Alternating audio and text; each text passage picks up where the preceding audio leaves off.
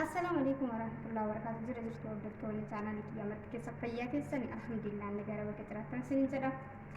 Har'allee viidiyoo haarawaa qabadhee dhufeen jira.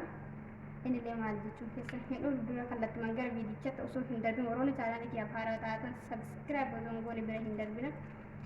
Warroonni maatii kiyya taatanii turtan ammoo laayik koomentii gochuudhaan gargaara isiniin jedha. Haramootu juusii hojjanna.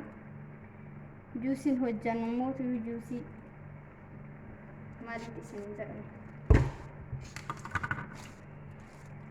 as biratti muuziidha, as biratti immoo baradoodha akkuma argaa jirtan kanatti. As biratti ammootu qayyisirii, kun qayyisiriidha. Juusii qayyisirii hojjanna, baay'ee salphaadha. Akkamitti akka hojjannu immoo wajjumaan ilaalla jechuudha. Jalqaba isaa kanatti naqa, achiin booddee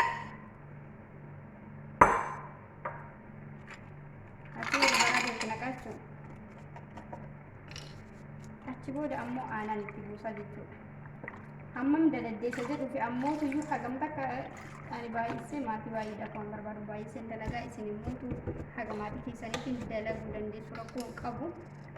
Nama lamaa keessa yoo ta'e akkamitti akka dalagamu argitan kennu akkuma kanatti dalagama waan bira hin barbaachisu. Amma akkanatti eegoliin manneen booda daakuu qofaadha kaafe. Hayyama akka argatan kanatti daakamee bareedee qophaa'ee jira. Hedduu takka bareeda.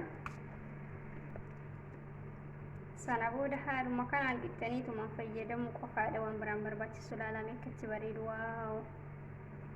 Dhugaa hedduu takka bareeda, baay'ee yabbuudhas. Hedduu takka namatti tola. Kalarii isaallee baay'ee bareeda. Isiniin jedha viidiyoo irraa qabadhee dhufee kana fakkaata. Viidiyoo biraatiin hanga walitti deebinutti turtii gaarii. Assalaamu alaikum warahmatullahi wabarakatuh.